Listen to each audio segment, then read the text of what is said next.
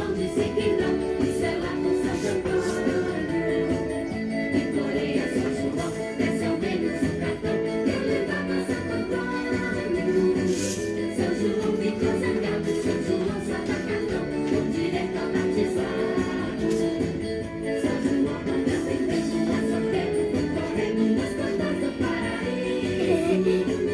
Matrimônio, isso é lá com Santo Antônio.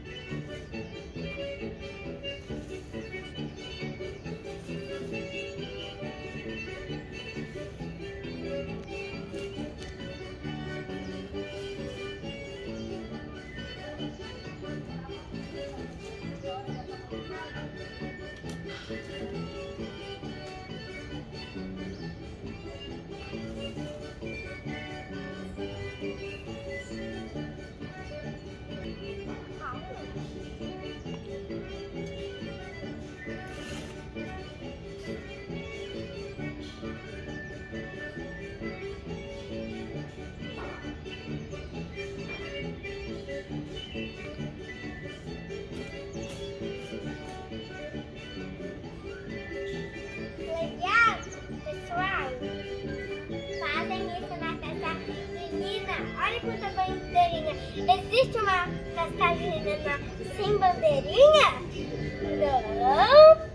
Onde já se viu?